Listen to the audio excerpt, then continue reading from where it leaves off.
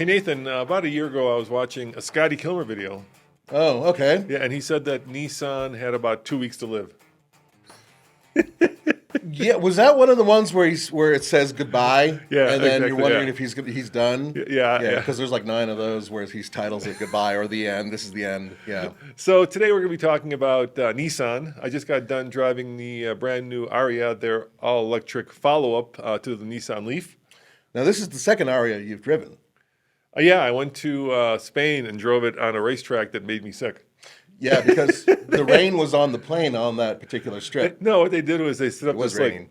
it was a prototype, and so they set up like a city course and then like a mountain course on the racetrack. So, racetrack is already pretty twisty, but setting up these different courses on already twisty course and kind of ensured that a lot of people got car sick, and I don't get car sick, and I got car sick. It was pretty funny. Yeah, that is pretty funny. There's an irony though. Every time you drive an Aria, it rains. It does rain, yeah, every time, and it was raining really hard. I just got back from San Francisco, and you know what's hilarious? In California, apparently, weather is a big deal. Yes. Not that it's not here, but It's there, right now, this particular Especially, moment. yeah. I mean, Yeah. as born and raised in California, I can attest to that. But I think that's because like the weather has been like so beautiful in LA, and now all of a sudden it's changing, and people are like realizing that there's other things besides 70-degree days. Anyway, so here's the funny thing, right? There was a big rainstorm coming to San Francisco. I was up in Napa, right? Yeah.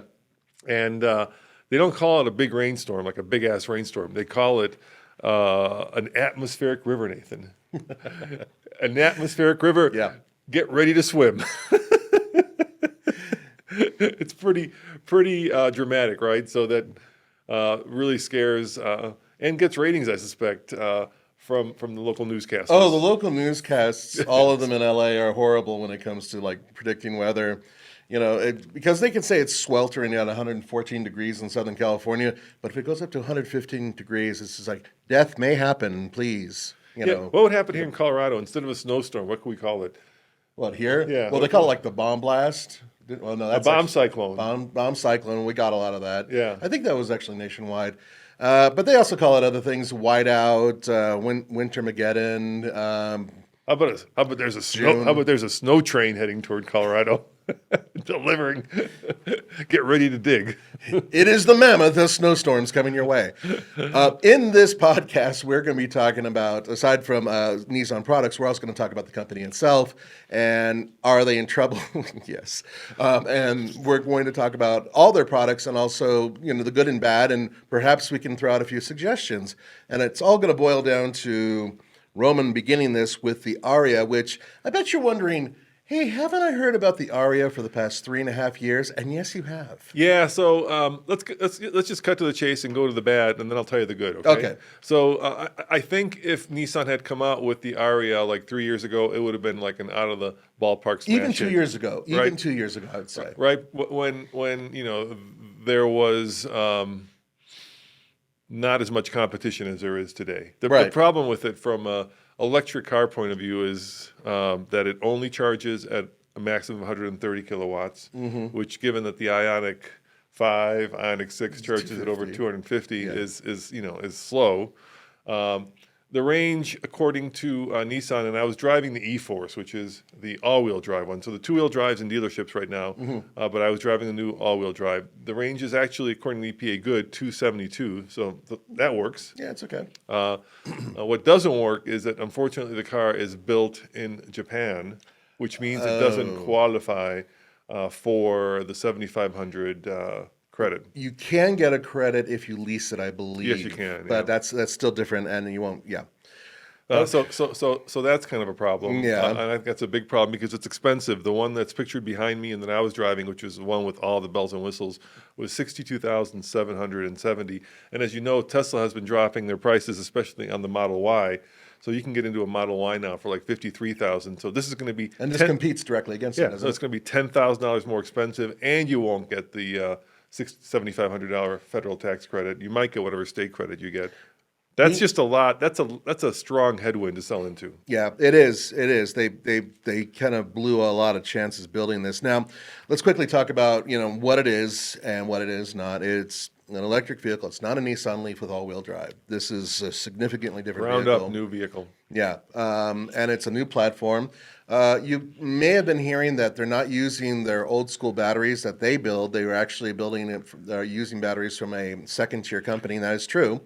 And that company does build batteries with Chinese components. You may have heard that as well. Although that company is also used by many other Yeah, I can't think of it. It's a manufacturers. Chinese battery company. There's like three companies that do It's batteries. like it's not just one; it's three. It's a conglomerate. So the point is that with that battery technology, though, that actually gives this vehicle new battery tech that's far better than the stuff that they're using currently in the Nissan Leaf. Yeah, and with the E-Force, and that's spelled E-4, O-R-C-E, you get really great acceleration. 0 to 60 as claimed by Nissan, 4.8 seconds, and it's, it gets up and goes. It also has Nissan's ProPilot 2.0. Yeah, you tested that in the video. I did, yeah. So the video's on TFL.com, and you can actually see it. It's kind of like, level 2 autonomy that competes with Ford's Blue Cruise, the GM Super Cruise, yeah. And the way that it works is kind of clever. There's 3 colors, so you get a little steering wheel, and it turns 3 colors. White means that the system is on. Green means that it's working basically like adaptive cruise control, so hands-on steering wheel, eyes on road. And then when it turns blue, then you go eyes on road, hands off steering wheel. Right, but the system didn't like you very much because you were holding your camera at the same time. Couldn't see my eyes. Yeah, I couldn't see your eyes. I was like, no, which is pretty funny. But it's I've heard from other people that the system works pretty good. Yeah, it works. I mean, I was kind of two minds. I kind of like when you just hit one button, like in a Tesla, and it turns on. Here, you got to kind of basically set cruise control. So you got to set cruise control, then first you got to turn it on, ProPilot, then you got to set the cruise control, and you got to set your speed. So it's a little finicky, but once it's working really well. No frunk, another bad thing. Yeah, Nissan decided to put all the room into the vehicle interior. Yeah, but the interior space is outstanding, and it also has that center console. It's got 2 cool things. It's got a center console. So their idea was that when you sit in the thing, that center console is like a coffee table that you can move. So it electrically moves backward and forward. And then there's this little cubby that also comes out electrically. So the good news about it is it's one of those vehicles that's kind of charming. They've done a really good job in making it very luxurious and very premium. It's almost as premium as an Infiniti to some extent. So they've used this Chinese lantern design language in the car. So there's this kind of subtle lighting that permeates the entire car. The leather is Napa leather, which they said is the only vehicle with that leather in that category. So when we say that category, I'm talking about like, the Mach-E, the ID4, the Ioniq. There's a whole slew of those mid-size crossovers now. The all-wheel drive system is designed to work in such a way that you don't get as much head bob. So that's very good for inclement weather, according to Nissan, good for snow. We took it to Sonoma Raceway and got to kind of not go on the raceway, but kind of try it out. And it is very well-tuned for regular driving. In other words, it kicks in pretty quickly so that it keeps you on the road. It's definitely not designed for carving canyons, but that's not what this car is about, right? Right. The one other disappointment I had is, for some reason, Nissan decided to do one-pedal driving, but it still has creep. You can't get rid of creep. I wish you'd give me the choice, because I don't like creep. Yeah. Do you know what I mean? When you come to a stoplight, you have to keep your foot on the brake. Yeah. You'd rather be able to take your foot all the way off if you're doing one-pedal driving and just leave it, right? Yeah. Is that what you're saying? Yeah. Yeah. It's some people do and some people don't, but there are other people who like creep. So, I just found the car Radiohead likes them to be really good, really charming, and I just kind of wish they had, actually gotten it out like 2 years ago. Oh, I agree 100%.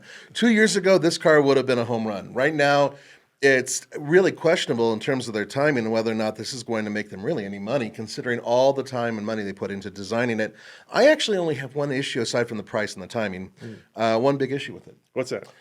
I'm looking at it right now, and you're almost pointing at it in this picture, which is, look where that charge port is. Yeah, the charge port, is on the side, on the passenger side. Dude, the Nissan Leaf had it in the perfect place. In the right nose, in yeah. the front. Yeah. I own one, I know. And it's great because you can pull up anywhere and it's easy to charge for the most part. This one doesn't. Now, is that Chatamo or is that? CCS. So it's CCS. Yes, not Chatamo. Okay, so they're done with that. Okay, Yeah. good. That's a CCS. good thing. Yeah, level 2 or level 3, DC fast charging, the traditional. And you're right, Nathan. At some point, I think this is like back in the day when we had, gas fillers on different parts of the car. Remember, like in the old cars, you had it behind the license plate? Yeah, I had it in my Mustang. Yeah, exactly. It was great. And now the Germans, of course, do it on the Germans all do it on the passenger side? The right side? It's always on Or the same the side, legs? so that you're not on the highway, right? So it's always, let's see if you're on this side. It's always on the driver's side, or is it the and then the Japanese always do the other side. I don't know, one or the other, but at least it's always in the back, either passenger or driver's side. With electric cars, sometimes it's in the nose, sometimes it's on the side, Right, and sometimes it's in the tail. back, sometimes it's in the tail. It's just getting a little too. Somebody has to like send a memo out saying, hey, let's put this. And I think the nose is the perfect place. I think the nose For is the pulling it, perfect yeah. place. Yeah. Or the very, very tail, I suppose. But really, the nose, I think, would be the best. And it's ironic because Nissan perfected it, and then they get rid of it. So let's. I mean, we could go on and on about this car. I like the color, by the way. That's This like color's that outstanding. Mazda, right? Yeah. Crystal Soul metallic or something like that. It looks really good on this car. Yeah. And some people are kind of hot and cold on the design. This is actually a good image of it too, because it shows a different angle. We always see it from one, like either the very front or from the profile, and this is a nice upper shot of it, which is, I think, quite nice. The other thing you get is a year of free charging, Well, yeah, okay. Yeah. or as much as you want at the Nissan dealer. Okay. If you want to You head keep over going there. to the Nissan dealer. Hey, George, good to see you again. I guess that could pay off after a while, but the premium on this car is the one thing that it's really, really hard for me to reconcile based on just everything else on this car. So people actually do charge at the dealerships. I Oh, thought I did too. I thought that was a joke, but Oh. when I was up in Alaska, doing that lightning thing Yeah. earlier last year, we pulled up in Anchorage to the Ford dealership, and they had a 50 kilowatt charger, which is pretty quick, right? Yeah, it's pretty good. And I plugged in, and this guy came by in a Mach-E, right? And he sees that we're charging, and I was like, hey, I'm just doing this thing for video, so I unplugged, let him plug in. And basically, he was telling me that he just comes and charges over lunch. So he goes, buys a lunch, Plugs it in. plugs it in, and just sits at the Ford dealership while his car charges for free. Why not? Yeah, well, I know if you got it, use it. You will save money in the end. I actually used to go to the Nissan dealership down when we had our old office. Yeah. That dealership Yeah, that's all the way down the road. Yeah. I would go there, and they had a charger that I could plug into. Yeah, And why not? They won't say a word to me, but I could see some people kind of giving me the stink eye because it's an old Nissan, and they have the newer ones out, and here I am plugging an Well, old I one. was talking to the sales manager, and he knew the guy. He's like, "Hey, Jim, Yeah, exactly. good to see you again." They got used to me doing this from time to time. Anyway, so Nissan still builds the Leaf, and what we're going to do now is we're going to talk about Nissan themselves as an automaker. Yeah, are they in because trouble?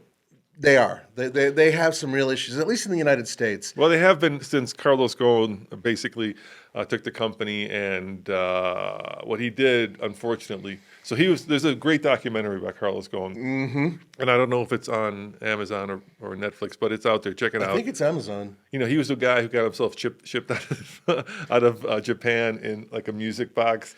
It's a whole thing that he did. Actually, it was quite brilliant about how he escaped. And that's in the video, by the way. Now he's I wanted by recommend Interpol, and he's stuck. Yeah, in Lebanon. Yeah, in Lebanon because he's Lebanese. Anyway, so what he did basically, he was kind of the wonder child at Peugeot, and then he took over Nissan. And then I'm going to make a long story short. There are allegations that he used Nissan as his own piggy bank. So he bought villas and stuff for himself using Nissan funds. Misappropriated funds. Yeah, and then when Nissan found out about that, they of course got angry and they arrested him. And in Japan, being arrested means you're pretty much guilty, I guess. Yeah, there's very little chance Once you're arrested. Once you're actually arrested by the police, the trials, it's just a question of how long are you going to stay in prison.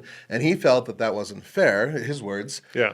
And that he was on probation and he managed to escape on probation. And his excuse for that is, I wasn't going to get a fair trial. And he's still talking to people about getting a fair trial somewhere else other than Japan. And the Japanese are like, no, your ass is coming back here and you're going to go on trial because this is a Japanese-held company and what have you. So anyway. But what he did from a kind of a business standpoint, which was unfortunate, is he made the company profitable because it was about to go under, right? So they were in trouble. He came and saved it, but he did it by doing drastic cost cutting. So basically, he mortgaged the future of Nissan, in other words, new product, for the present. So he cut new product expenditures almost to the bone, leaving the company with basically a legacy lineup of old cars. And as you know, Nathan, as I know, new cars are the lifeblood of any car company. And if you don't have new cars, you're in deep doo-doo. That is correct. And then on top of that, he went and cut quality, because once you cut cost, you have to cut quality to a certain degree. At one point, Nissan was almost toe-to-toe with Toyota. They were building quality products that were really competitive. And then suddenly, in a very short amount of time, their quality dropped. I'm sure you all heard, and it's the elephant in the room aside from me, is the transmissions. You've heard of Jatco CVT transmissions. They still use them. However, back in the earlier days when they did this huge contract to essentially put 90% of their vehicles onto these CVT transmissions, many of them failed in horrible ways, and they were very unreliable. And progressively, they become more and more reliable to where today, from the studies that have recently gone out, they are fairly reliable now. But that didn't help them 10, 15 years ago, right?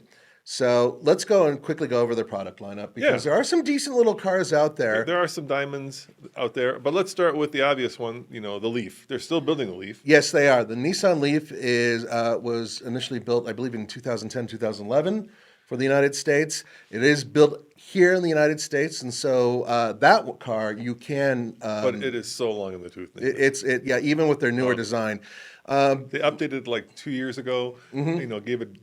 Initially they gave it, Better range. a battery pack that wasn't climate controlled, or it was like a motorcycle. It didn't have, it had air cooling, right? And if you lived in places like Arizona, where in the summer it gets very, very hot, you would fry that battery pack. And the first several years, a lot of Nissan. Well, they progressively have made it more and more hardy and better and better. Yeah. Technically speaking, the one I own is, even though its body is a first generation, it has a second generation powertrain, 30 kilowatt hour battery, a little over 100 miles range, I think initially 111 miles. And then they've gone up from there to where they're at the 200 mark on their bigger battery. But the point with this car is that it's not competitive anymore. There are other cars out there for the price. Yeah, the Bolt. The Bolt is a really good example Much that has cheaper. way better range. Yeah. Although the Leaf, I think, has more usable interior space, the Bolt, in almost every other measurable way, is a better car.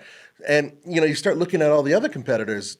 You just looked at the Kona EV, right? Yep. It was an excellent car. I mean, they've enlarged it and made it right in all the proportions. And it'll still be competitive with the Leaf financially. You can get a Leaf into the high 30s, I think. The Leaf? Yeah.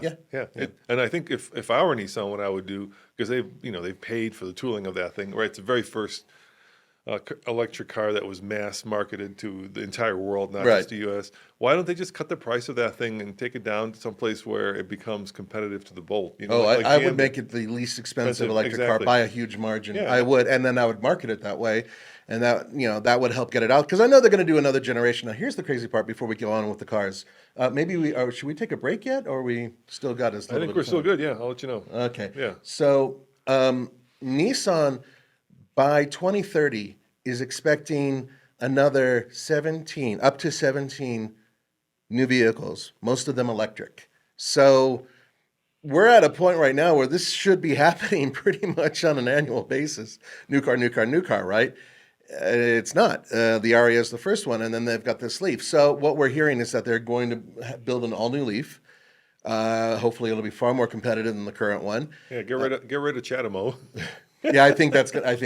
I think it's. I hope so. Yeah, well, if it's not on this, and that's why I was wondering, if it's not on, CCS. then if it's CCS on the newest electric car, they're not going to bring it back, and it's a dying thing here in the United States. I don't think and the rest of the world. It's only in Japan. Technically speaking, I don't think, at least here in the States, you can get anything that does faster than 45 kilowatts. On Chatamo? Yeah, technically it's 50, but really it's only 45. There's like a limit to keep it under that. So yeah, you're kind of stuck with that. And everything else is going 150, 200, 250. Anyway, so let's talk about product. Maybe after we do a little break. Yeah, let's. Because we'll start from the very bottom and work our way up. Can we start with the good stuff and leave the bad stuff for the end? I like doing it that way. Okay, let's start with the good stuff. Yeah, because they've had some really good vehicles recently. They have had some fantastic and we've driven ones. them. And let's start with the good stuff, and then we'll kind of talk about the stuff that needs to. So I know what you're going to lead with, the Z. Yeah, exactly. All right, all right. Well, let's talk about that when we get back. Okay. All right, so I think they have three cars, Nathan, that are actually really, really good. My favorite of those three, just because I'm a Z guy, is of course the new Z. It's a wonderful car. It's a wonderful car. It's actually the only car in that category that I really fit into because I don't fit in a Supra. Yeah, and neither do I. Yeah, I'm much more comfortable in the Z. And the BRZ is I can fit sort of kind of into that. Yeah. 86 if you're a Toyota fan, but the same problem. And the Nissan has a lot more power, like guttural power to it. Yeah, and they did something clever, which was they basically took the previous generation, and you can still see the switchgear from the previous generation. The chassis is the same, and they gave it a new skin, but the skin is wonderful. So even though dynamically it's more of a GT than a pure like track monster, it just looks really good. I agree 100%. It drives nice. It's a comfortable car. It's 400 horsepower from that twin turbo V6, which is plenty. Yeah, and there's kind of like two different trims, right? There's like the sportier one and the less sporty one. But the transmission, the suspension, the engine itself, all of those have been massaged from the previous model. They're much more robust. And the platform itself is stiffer too, much stiffer, they say. Well, and they gave it a little bit wider tire, and what else did they do? They gave it from the hard points. They actually have gone and beefed up the entire platform. Actually, they did a lot with limited funds. Bear in mind, they did not have a lot of money to really do this because what we just talked about. And they gave it a manual. Which it had before. Yeah, but I was expecting it to go away, so I'm so happy because remember the Supra, they just returned. They finally got back to the manual last year, but as of 2023. Yeah, and then the question is, so what makes this car worthwhile? Why would you spend money on it instead of a Supra? And honestly, I think the Supra is probably slightly better performing, but at the end of the day, it's a question of the parking lot ratio for me. If I drove that car into a parking lot, parked it, and went into a store, I would look back at it. That's my parking lot ratio. The Supra, after a couple of days, I don't think I'd look back at it so much. I find the aesthetics of the Nissan to be much, much better. And it's just a great car all around. It really does deserve, it's already gotten some awards. It was on World Cars, Best Sports Cars, but I don't know if it won the category or not. Great car. Yeah, and it's not, it's a pure Nissan product. Which, whether you love the Supra and BMW, it is important to a lot of people that when they buy a Nissan, they're buying a Nissan. Yeah, it doesn't have components coming in from GM or something like that. Yeah. So whatever. Yeah, and I agree with you. Some people actually find that important. So the next car I would say that would be on there and is a truck. Their new Nissan Frontier is an absolute grand slam, home run, excellent truck. Yeah, check out alltfl.com because Tommy just drove the Mojave. Cross country. Yeah, the Mojave Road with it. They kind of redid this thing where back in the 80s, they had a bunch of journalists do this in like the first generation trucks, and Tommy got to do it in the new Frontier, and we just published that video actually today. So if you're listening to this, it would have been published a few days ago. But it's really a good video, and you're right. The Frontier, Nissan has this thing where you get a lot of value. And that's really what their play is, right? They've always been the value play. They really have been, and especially recently. Yeah. So a lot of value for your money, and the Frontier is right there. And maybe not the latest and greatest technology, right? Because the Frontier still has a traditional V6, no hybrid, no electrification. It's a 3.8 liter, and that 3.8 liter V6 is still one of the most powerful in its class horsepower-wise, and it's only a few years old. And it has the 9-speed automatic transmission. It's related to the one that's in the Titan, and it's pretty beefy as well. But the real thing about the Nissan that really draws me in is that a lot of people have massaged trucks to make them more car-like. This is a truck. It really feels like a truck. It's a hell of a good value. I really came close to buying one, but it was just a hair out of my allowance for what I was allowed to get. Well, they're still new, so they are still new. I think they're going to start to discount them at some point. No, they already have in some cases. Yeah, with the base models. So really good truck. Pro 4X is going to be expensive. Yes. But if you get a base truck, you can get it in the probably high 20s. No, 30s, really. Really? Well, yeah, you can get a two-wheel drive, and they only do the King cab. They don't have a standard cab. So the King cab, two-wheel drive, absolute bare bones, you may be able to get for around 30 realistically. But if you want like the crew cab with four-wheel drive, you're going to be in the mid-30s as a start. But even that gives you a pretty good amount of kit in the truck, and it's already got the V6 and it's already got the 9-speed. Yeah, and it's a good-looking truck. I think it's great. Yeah, looking. I think what they did was Oh gosh, what was that? Like 7 years ago now, they came out with the Titan Warrior concept. which was fantastic. Yeah, they should have built that. Yeah, and then they took the design language from that and finally put it into the Frontier. And big surprise, it's a hit. And they took the F-150 design language and put it into the Titan, which was not a big hit. We'll talk about the Titan a little bit Yeah. later because there's some pros, some real pros, and with a lot of cons. So really, the Frontier and the Nissan Z are like two shining examples of what they can do with a tight budget and very little PR, really, considering where they have been. And then they put so much time and trouble into the Aria, but realistically, the Aria is still a good car. It is a so good car. It belongs on the good car list, so to speak. Yeah, I think there's two more good cars they build. And the next one that you've actually owned is, of course, the new Pathfinder.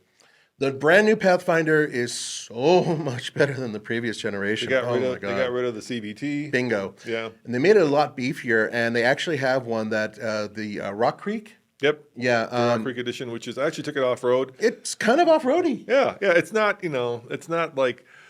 I think that the Honda Pilot Trail Might be Sport it's is a little bit more off-roady. yeah. But this one is still right up there. It has really good ground clearance, pretty beefy tires. I mean, it's not Jeep off-roady, but it's. No, but you can actually handle a really hard driving course, provided that there are no boulders in it.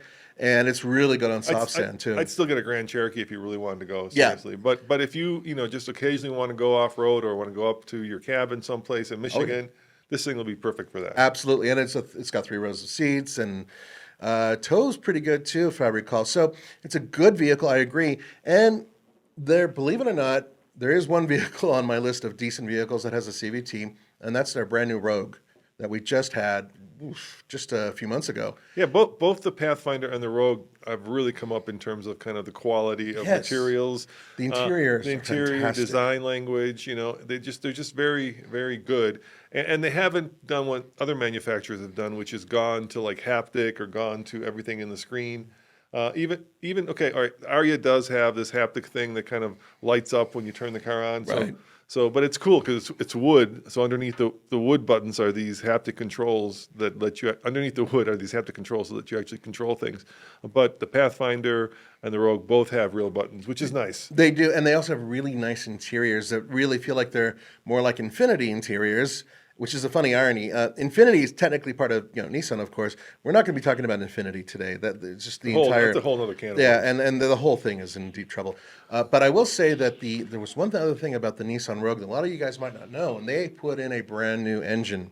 It's the VC turbo engine, and it's remarkably good. It gets great mileage, and it has great power. I mean, really two things that go together quite well. Yes, the CVT is there, so it robs the turbo of a little bit of its kick, but it's really, really efficient, and it still has amazing passing power, and it's a super, super comfortable So package. VC stands for variable Compression? Compression, yeah. So which is I think Nissan's the only one that does that. Right, and I'm not going to go into the whole thing because I'll screw it up, and you guys will yell at me. Yeah, but we have videos on how it works. But essentially you can change the compression ratios to make it either more efficient or more powerful based on your throttle input, and that works really, really well. And they've had it on other vehicles, but I think this is the best execution of it in terms of the what you guys want out there. So hopefully that engine will find its way into other vehicles. There's other quality little vehicles out there that they have. I recently went to California. Yep. And took my family to Disneyland. And I really didn't want to get an SUV or anything, really. I wanted something that got really good mileage. And I talked to Nissan, and I got my hands on a Nissan Kicks, which surprisingly, it's kind of crossover-y, but it's really not a crossover. It's just a hatchback that's a little bit higher off the ground. That's a Qashqai in the rest of the world. No, the Qashqai is the Nissan Sport? Rogue Sport. Rogue Sport, okay, that's Yeah. the Qashqai. Yeah, that's the Qashqai because you can get all. Yeah. Yeah. But anyway, it's a very minimalist vehicle. Really, not a lot of money. I've got the Nissan website here just so people know. Kick starts at $20,000. Yes. And it feels like it. Yeah, it does. It does. But you get really good mileage with them and surprising amount of room inside, especially for cargo. Family of 4 staying 1 week in California, so we're not staying at anybody else's house. We have to have a lot of luggage. We were able to get all our luggage in there, and my whole family in there fairly comfortably, and we got good mileage while we drove it around. And it was, speaking of rain, torrential rain was actually flooding, and I drove it through a flooded intersection with about 1.5 feet of water. I didn't know it was there at the time, or else I probably would have tried to go around it. They went right through it because it's kind of high off the ground. So only front-wheel drive, and it has a CVT. let me go through the prices of their crossovers, and so that you know. So the Kicks obviously starts at 20,000. As shown, it says it's 23,000 on the website. The Rogue Sport, which is a cash guy in the rest of the world, starts at 25,000, 31, and then of course the Rogue starts at 27, as shown 38. I love the Rogue. As you go down smaller, I'm not in love with the Kicks, actually. I think there are better cars in that segment. For a very inexpensive car, I think it's just a decent car, an all-arounder for a young family that doesn't have much money. It's 20 grand. Gives you a lot of stuff for the money. It's once again a value play, but yes. But I'm not sure there's a lot of value in the actual. It would be better than like some of the other alternatives from perhaps Mitsubishi and whatnot, which ironically is part of Nissan now. So then let's go on to their sedans. Oh, let me finish. There's more? Oh, yeah, there's more. We're missing one. Well, I didn't want to talk about the Armada yet. But let's talk about the Murano. Okay. So still building that? Yeah, so the Murano, beautiful car when it first came out. Kind of empty nester car, where if you're looking for something that's a little bit more stylish, a little bit more expensive, and you've got a little bit more money, that's the car. Unfortunately, the Murano starts at 33, as shown 47. It just hasn't been updated in such a long time. It shares the same platform with the Nissan Maxima, which, by the way, is being discontinued. The Murano is an all-wheel drive, fairly good-sized vehicle for 5, but unfortunately, whatever luster it had, it's sort of lost over the years to the point to where it's just another player in a very crowded segment, and it doesn't do anything special. Yeah, not anymore. Not anymore. But the one that we should talk about, which is actually sitting here at the office right now, is the Armada. Starts at 50,000, as shown 70. And I think that's actually a really good car. They just refreshed it. For the money in its class, believe it or not, it actually is one of the value leaders. Now, you don't get more than one wheelbase. You don't get more than one engine. So it does have the 5.6-liter V8. It's basically a Titan underneath. Well, a lot of it is, but surprisingly, not all of it. It's still the Patrol from overseas. That's actually a very different platform. And it still, I believe, has the 7-speed transmission, which is still befuddling to me because it's just nowhere near as good as the 9-speed for various reasons. Bottom line on this vehicle, though, is that about 2 years ago, Nissan announced that they were going to make some serious updates, and they did a little bit later.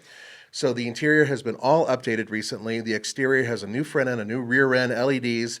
The interior itself, the pièce de résistance is the screen that it has, and then the surrounding dashboard and center console. All of that has been completely redone, making it a much more modern vehicle on the inside, even though they really haven't done much else with it.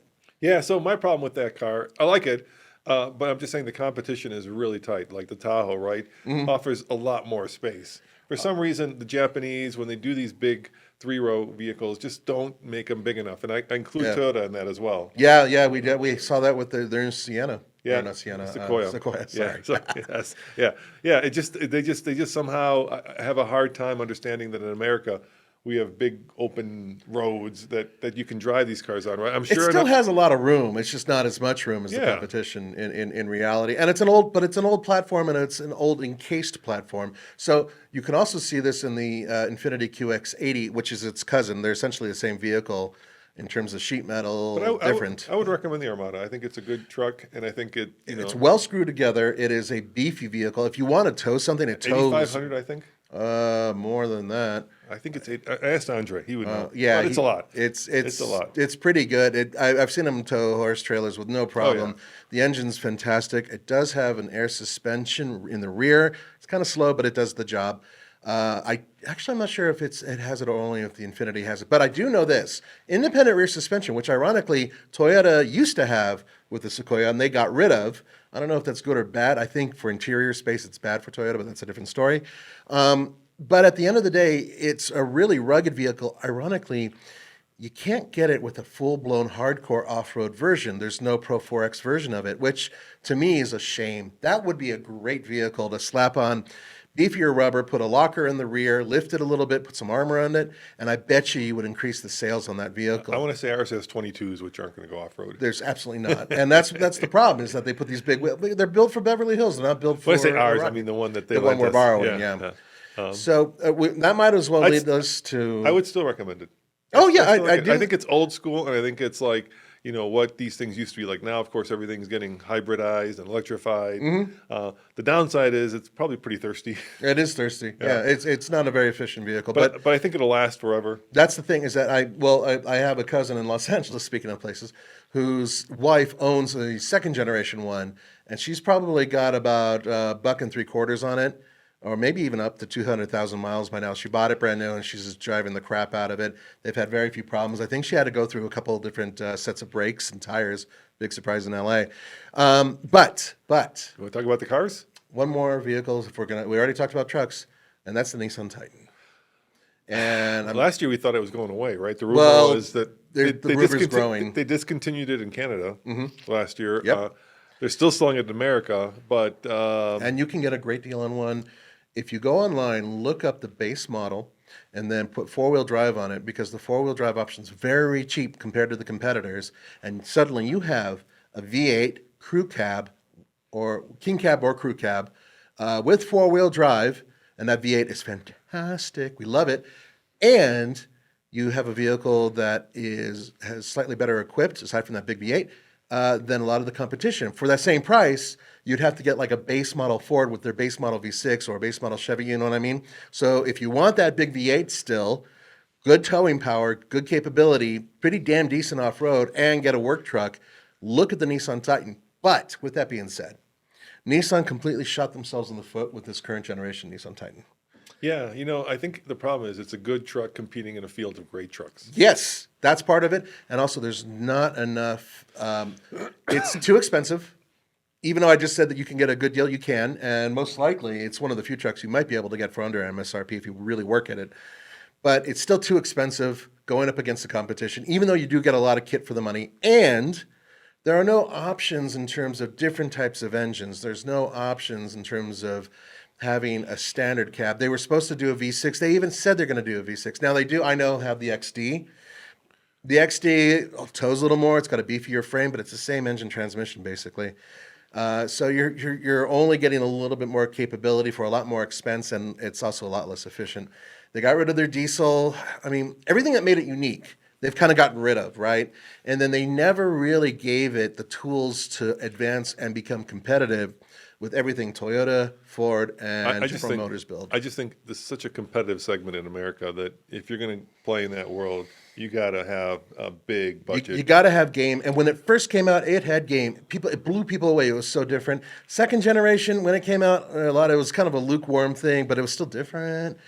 But nowhere near as good. I truly, truly believe that Nissan should have stuck with their Warrior concept and just said, that's our design language. We're going to put that on the Titan. It worked on the Frontier beautifully, and it would have worked on the Titan. I guarantee it. And it's a real shame because I'm hearing from dealerships are actually saying that next year will most likely be the last year because they're not seeing any forward progress on, even when they have their little conventions talk, Nissan's mum on the Titan. Meaning, to me, that they're going to save money, stop building, which means that there's going to be a lot of jobs lost. It's just going to be a real shame. But they're just not selling. It's funny. When you go to Tennessee and you go to Nashville, Yeah. there's Titans everywhere. Yes, that's where they sell.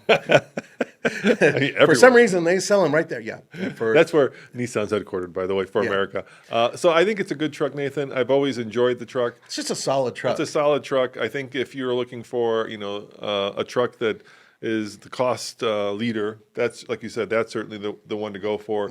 I don't know how it would fix the Titan without having just, a massive, massive budget. I think they're kind of stuck between a rock and a hard place, right? Because it's just not good enough to have a good, solid truck in that class, right? Because Ram, Ford, GM, even Toyota to some extent are just killing it. Yes. So, like, I'll give you an example. Toyota is selling about 100,000. I can't think of the name of the truck now. You're talking about tacos, or you're talking about Tundras? Tundras, yeah, the new Tundra. They're selling 100,000 of those, which is good for them. Which is good for them, yeah. Gone up. Of course, Ford is selling, hundreds of thousands of F-150s. Same thing with Ram, and same thing with the Silverado. Yeah, the Titan's selling hundreds of hundreds. Yeah, and so I think when people go and think of a truck, the problem is nobody thinks of a Titan, Or unless very you're few people, unless you're in Nashville. But yeah, now I've seen them around here and there too, and there are viewers out there. And you should think of it, but you don't. Yeah, I know there'll be people in the comments who will say, "I own one, I love it," or whatever. And I thank you for commenting on that. But the reality is that it is a truck that's just not very popular. Nissan is going to stop it before too long. The way to save it, in my book, they have a 3.8 liter engine that exists right now that is pretty powerful. I think they can make it more so and make it immediately competitive, dropping the price by a couple $1,000s, sticking that engine in there as an option on the value bottom. Rear drive version of that truck coming in at $35,000 if they could do it with that engine, which is over 300 horsepower still, guys, right? I think you would bring in more fleets and hopefully increase your sales. And then from there, consider a more advanced powertrain because right now, everybody else has something that's unique and definitely more efficient. So something else to think about. All right, let's take a quick break and help pay for the bills that make this possible. I want to thank, of course, our patrons as well, but let's take a quick break. All right, let's go back now to the cars, Nathan. Yes, so now we're talking about cars, and Nissan is still one of the few automakers that actually builds cars. Yeah, there's actually sedans. They actually build, if you don't count the Leaf, 4 cars. Yes. So let's start with the cheapest one Right, at $15,000, the Versa. The Nissan Versa recently had a major update. Tommy actually went on that trip, and that car grew quite a bit and became a lot more attractive. I used to hate the sedan version of the Versa. It was one of my least favorite vehicles just based on its aesthetics alone. I thought it was the goofiest looking car. Well, for a while, it was the cheapest car you could buy in America. It's still one of the least expensive. Yeah, until Mitsubishi, of course, took that. Right, but right now I think that Nissan and Mitsubishi are really, really close in that price battle. Is still cheaper. It may be, but the Nissan up? Versa is better. The Nissan Versa is actually better equipped and a lot bigger. Backseat on the Nissan Versa can actually hold real human beings, like full size. And the Nissan Versa sedan is actually it's the same size as the old Sentras from about 15 years ago. Decent car, CVT. I think you can still get a manual, but I'm not 100% sure on that one. But it has pretty comfortable interior, good economy style that is a little bit more premium. Yes, CVT is there. But it's fairly well dialed into a more powerful platform than the previous model. So, yeah, I like the Versa Note in the past, by the way, the hatchback, but it just never was a big seller here because hatchback in America, right? I'm trying to figure out if you can get a manual. I can't tell. Yeah, I guess it might be with the base model. Now, then we go up to the Sentra. And the Sentra is one of their oldest names. Been around for a very long time, and it's kind of had its ups and downs. The Sentra if I can speak English, directly competes against the Toyota Corolla. And the Corolla has way more variants. And the Civic. Yeah. And both the Corolla and the Civic have way more variants, and they are far more competitive. However, the Sentra is, in its class, in my personal experience, the smoothest driving vehicle in its class. Starts at $20,000. Starts at $20,000. 149 horsepower. Not a rocket, but it moves. And it has, once again, a continuously variable transmission. I think they're still building the SR, but I'm not 100% sure. That was the sporty version of it. And I remember, But unfortunately, the sporty version kind of got detuned to just be more SR trimline as opposed. Remember the original SR? The original SR had a little bit of Brio, and then they did the SR, the Nismo SR, and they had all these different little tiny mini trims in between. But I believe they still do it. And the thing about the SR or any of the Sentras is the fact that there's an SR Midnight Edition. That's the Midnight is the newest. 3,600 electronic CVT.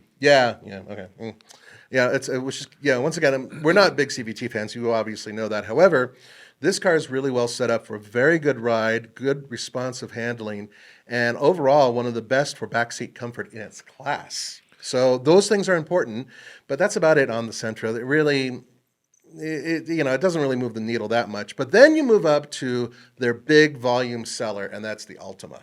So it starts at $25,490, as shown in this $33,800. So now we're talking like Honda Accord competitor. Yeah. Camry competitor. Which it's definitely grown over the years. And you might be wondering, well, so those other cars sound really compelling. Yes. The Nissan Altima has a couple things going for it, one of which is you can get an all-wheel drive variant, and you can get a turbocharged variant. I don't think you can get an all-wheel drive. Yes, you can. So SV front wheel drive, SR front wheel drive, SL front wheel drive, SR front wheel drive. Yeah, you scroll down, you should be able to do it. And Maybe they got rid of it, dude, but I don't see an all-wheel drive. Okay, because we just drove one and we did a we? video on. Yes, we did. Huh. Yeah, keep looking as I'm talking, and we'll see if we can fix that. So anyway, and then of course there's the turbocharged version. The turbocharged one does not come with all-wheel drive. Both have continuously variable transmissions, but like the Sentra, a very, very nice interior. And with the Ultima, actually, it's even one step higher because the Ultima has that whole zero gravity seat thing, which it's basically just a really nice type of foam. Very, very comfortable. I hate using the very too much, but it really is very comfortable up front. Very roomy in the back as well. Once again, one of the best in terms of rear seat space, good trunk space as well. Very good ride. So nothing special. Once again, it's not going to move the needle much. Yeah, it says there is, and apparently it's not on their website, so maybe it doesn't sell a lot. What, the all-wheel drive? Yeah. Just look up Nissan. I'm not saying it's powered with the VC turbo. Yeah, the VC turbo is separate, and that doesn't have all-wheel drive. And then there's a separate one that is all-wheel drive. So I don't know. Maybe it's not a very popular option because it's certainly not featured. Okay. Well, if you guys hear differently, I'm not saying it doesn't exist. I'm just saying it's not on their website yet. Okay. Yeah, maybe quickly send Zach a text. Anyway, so once you get to that point, you're thinking, okay, well, at least the VC turbo is fast, and it is. Actually, it's quick and it's fast, but it's not really competitive against the equivalent, Honda or Toyota. Just in terms of overall drivability, it's good. It's just not great. So finally, in that whole list of cars, the Nissan Maxima. Gonna be put to death. That one for sure is going away. Yeah, I mean, all big sedans are kind of going away, right? What does it compete with? The 300C? That's still out there, the Chrysler 300. Kind of, in terms of its size. Yeah. Yep. 300 horsepower V6, by the way. What else is left that it competes with? Well, even with that, the Chrysler has rear drive as standard, whereas on the Nissan's front drive, and the Nissan's a CVT. The Ultima is probably your go-to choice if you want a big Nissan sedan, because like you said, Nathan, the Maxima is probably going to... Well, it is. They announced it's going away. But that's a shame because I like that car. Yeah. I think what killed it was the front-wheel drive. I think that definitely should have been... No, I think it was the CVT. The CVT took all the sportiness out of it. It looked really sporty. When it came out, its design looked amazing. And it had 300 horsepower. But it never really felt like it put the power to the ground properly. And that was a real shame because if you think about all the other vehicles out there that it competes against, Toyota's Camry, as an example, they do have an all-wheel drive version, and they use an automatic transmission. They have a hybrid. You know what I mean?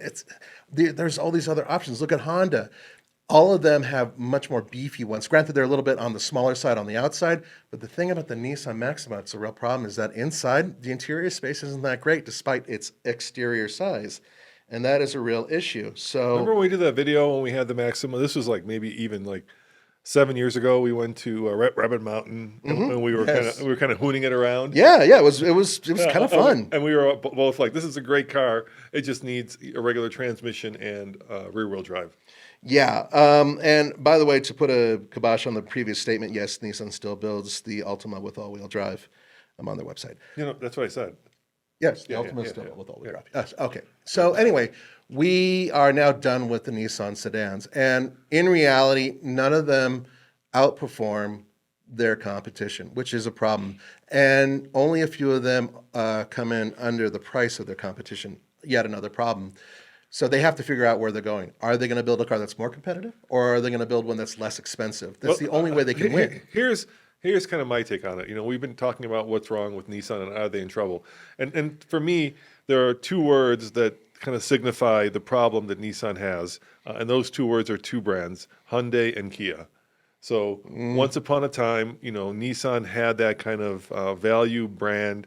And higher quality. And they lost that to Hyundai and Kia. By a huge margin now. Yeah, so that's really the problem. Hyundai and Kia came out of, Korea and basically started building, kind of took the Japanese roadmap, right? Came in here with very inexpensive cars and started undercutting the competition and quickly moved up the ladder to not just building inexpensive cars, but building high quality, inexpensive cars, and then taking it to the next step by building high quality, inexpensive cars with a lot of bells and whistles. And a huge warranty. When they hit with that 10-year warranty, it absolutely blew people out of the water. And the brand that they mainly cannibalized, I think, was Nissan.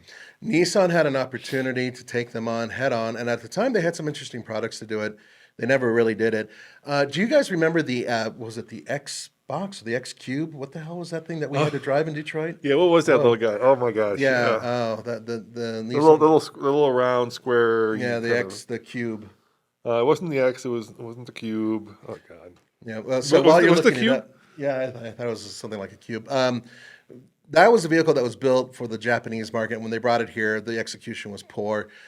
The thing is, it was a Cube. You're right. Yeah, but when it came out, there were other ones. Scion, Toyota, they had one. Honda had one in their own way, but none of them really got that youth market locked in like the stuff that was being produced over at Hyundai and Kia. Why? Because they were building really inexpensive cars that were kind of sort of fun with killer warranties, and they absolutely took it to everybody, not just Nissan, but actually everybody. And some took notice and some didn't. I really think that Nissan, had they stuck with their more youthful bent, which they used to have, I think that they would have been in a much better place. Well, let's just talk about that, because let's compare like the Aria, which I just drove, right, to the Korean competition. So it directly competes against the Ioniq 5. Yes. And the Kia EV6. Yes, and they absolutely slammed this thing. Sorry, but I haven't even driven the Aria, and I can tell you that. And unfortunately, Nathan's right. From a styling perspective, this is a good-looking car. It's got a little bit of ID4 in it. Yeah, from the side profile. Yeah, but look, with the Ioniq 5, you get this kind of cool retro styling. You've got vehicle to load, right? You've got a 800-volt architecture, and you've got a car that can be bought in two-wheel drive or all-wheel drive. And is out there with the and there's an Ioniq 6. There's an Ioniq 6 coming, and with the Kia, you can get the Kia EV6 or the EV6 GT now, which is just ridiculously fast, right? Yeah. Right? And the question is, they're all going to be about the same price or less money than the Aria. So why would you get the Aria if you're cross shopping them? Yeah, and then there's a question of a tax credit and all that other stuff, which.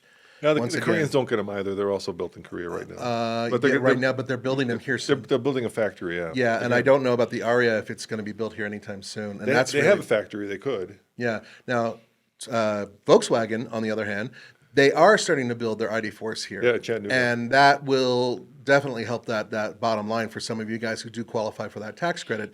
And there's another thing to consider, which is the fact that there are vehicles that essentially do the same things that the Aria does for a lot less money. So then you're starting to ask yourself, and this is why I'm just scratching my head at Nissan's placement and what they're actually doing. Why does this car really exist?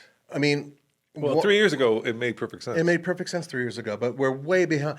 So Nissan's management needs to do a little bit of a shakeup, which recently they've done a PR shakeup, but they haven't done a top management shakeup, at least this year, and they need to, because this isn't really excusable. You guys, look. Well, I think with after Carlos going, they're like trying to dig themselves out of a hole. Yeah, right? they are in a hole. They have, now they're the underdog. They have probably less funding. Because success builds on success. So the more cars Hyundai and Kia sell, the more money they have to develop new cars, and they are just on a roll, right? We see the product rollout coming in. It's pretty incredible. It is. Now, Nissan promised electric vehicles in the future, and they're basically going to replace a majority of their fleet with electric vehicles in the next, well, let's see, it's 2023. In the next 7 years, we're expecting to have basically 2 electric vehicles introduced every year, give or take. I'm not seeing it. Now, here's where I think maybe totally they should do it. Maybe they should stay with internal combustion. I'm not disagreeing with that, but if they're going to stick with their bottom line, and I think they are, they're going to try to make this happen. So here's how they can fix everything. Very simple. You already introduced a teaser vehicle, a very small, even smaller, I think, than the Ford Maverick pickup truck that's all electric. It's called the Nissan Surf. And it had, I think, this platform that's inside the Aria. And it was a tiny little baby electric pickup truck, which does not exist in the market right now. Even though everybody's talking about building one, nobody has yet. Nissan, take a Sawzall to this thing, cut off the back, replace the front end of it, lower the price, and make it a baby pickup truck that's all electric, and you will corner the market because nobody else has it. Think ahead of the game, make it happen, change things, and make it happen here in the United States so we can get a tax credit on it. That will help you. And then start building other vehicles on that platform, make them really cheap. Be the value leader in electric vehicle technology. Come in with these cars that have a 200-mile range that are built for people who only have 25 grand to spend, and you're going to sell them like hotcakes. I know it sounds easier for me to say it as opposed to you doing it, but I personally think that would be a great way to take a proper step forward. And there's a bunch of cars that I would think you could go after that right now no one's building. Like, I'll give you an example, Nathan. The Suzuki Jimny. Yeah. Why not build a version of that now that Suzuki's no Well, longer they in got the rid US? of their Xterra, which was also real shame. Yeah, they never just when off-roaders were starting to take off, they Yep, let's not build it. Yeah, that didn't work out well. So why not build something like a new Xterra or a Jimny? That is a crossover slash off-roader. And go after that market, because Nissan certainly has the off-road chops in the rest of the world. Well, they have the X Trail overseas, and that one is actually fairly off-road capable. Yeah. So bring it here. I mean, I know, once again, this sounds easier for us to say, but the bottom line is that your products, guys, they're just not up there with the competition. And in order to be competitive, you either have to cut that crap out of your prices or make better vehicles. Unique vehicles, I should say. Yeah, or different vehicles. I think the vehicles are fine. They're just kind of competing in a very tight market with much bigger players now, and it's kind of a recipe for. I don't want to see Nissan follow Suzuki, right? Mm-hmm. Yeah. Out the I door. think they're too big. Suzuki was much smaller in the States. Yeah, and they have partnerships with European companies, so I think they're going to be okay. But maybe you use some of the European tech that is in your warehouse. I know they're also doing a lot, for instance, with Mitsubishi right now. Quite a bit, yeah. So, but Mitsubishi's also kind of, if anybody's going to follow in Suzuki's footsteps, it's going to be Mitsubishi. Although Mitsubishi's recent product with their plug-in hybrid Outlander is outstanding. Based on a Rogue. Well, the platform is, but there's a lot of stuff in that that's bespoke to that vehicle, which I think will make it over to other Nissan vehicles before long. But in the end, I think we both agree that Nissan, out of all the companies we've so far talked about, Japanese companies at least, that really need a boost and a proper step forward. And they need to let us know and other PR people out there know that this stuff's really coming. Enough with the products where you're showing them at an auto show and never building them, or taking 3 or 4 years to build them. Show us something that you're going to be building soon. Give us some hope, because you have a lot of people out there that are Nissan fans that still haven't given up on you. And they need that carrot. And I suggest you do it soon. Well, I think, with the Z, with the Frontier. That's a good start. Yeah, it's a good start. Yeah. So, it's a good start. All right, well, there you have it, guys. This is how Nathan and I would fix Nissan. Easier said than done. So basically, I'm saying just fix Nissan by making a tiny little baby electric pickup truck. Yeah, just take a wand and build all these new cars. Yeah, make it happen. Yeah, that happens. We know that it's really hard, and there's so much involved in making these. A lot of dominoes have to fall to make it happen. But there might be a lot to be said. There's a big pushback right now happening against electric vehicles. Oh, there's quite a bit. But so maybe you could double down on ICE vehicles. I don't know. Well, once again, they have government mandates they have to maintain. Whether we like it or not, they have to do it. Yeah, but for instance, in Europe right now, the manufacturers are really pushing back against the government mandates, and there's also all kinds of new technologies, right? Yeah. So maybe there's a realization that it won't all just be electric. Maybe some of it will be hydrogen. Maybe some of it will be e-fuels. Maybe some of it will be electric. Right? There's not one size fits all. Pragmatic way of looking at it, though, is the fact that Nissan in the past 5 years has invested billions of dollars into electrification. Now, they can't just do a U-turn on that, because they already have all these guys, firms, and everybody else who are doing it. So simply saying, let's do e-fuels now, they just don't have the funds to do it. They just don't have the manpower or the bandwidth. They have to stick with the direction they're going. But what they need to do is they need to take the accelerator and move it forward so they can actually get these products out there. That's my biggest issue, is that these new products are not here, and they need to be here. But you know what, Nathan? Nissan isn't the only one. Look at GM. I mean, GM, Lyric, Hummer EV, right? They can't build them. They're just having a hard time sourcing the batteries. I agree.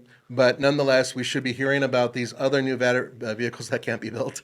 And at the very least, you guys would have the information I guess I'm saying for future purchase. If GM's struggling to build electric vehicles, Nissan is also going to struggle. Which is ironic, because Nissan was a pioneer with the electrification of their small cars. Maybe that's the real shame, that with the Leaf, they were first to market, and they kind of just let that die on the vine, right? Yeah, they just didn't update it enough to keep it competitive. competitive Right. at a certain point in time. Nissan could be where Tesla is today, right? Because they came out at the same time. Yes.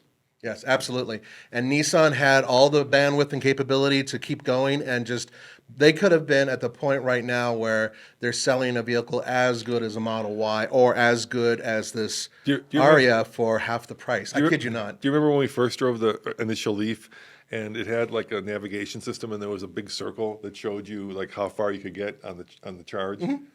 Yeah, my daughter's car has that. And that was meant to like relieve range anxiety, but it did the exact opposite. It did exactly the opposite. We did a video which got a lot of scorn. When early days of TFL, about 10 years ago when we did this video. Oh yeah, day in the life of a Nissan. Yeah, and where I go, and as I'm waiting for the car to charge, I'm smoking a cigar, reading a paper, and Roman goes to a gym and works out as we're waiting for the car to have just enough charge to get me back home. But those were the early days when the car only had like about a 70-mile range or something like that. Right. And things have changed since then, but nonetheless, they haven't changed enough. And it's a real shame because Nissan had all that potential. But we can only talk about the past so much, right? Now we're talking about the future. So Nissan, let's fix it this way. The Aria, too expensive. Make it cheaper with all-wheel drive. Turn it into a small pickup truck that you guys showed us years ago. Just take the Sawzall to it. Take a Sawzall to it, as I said.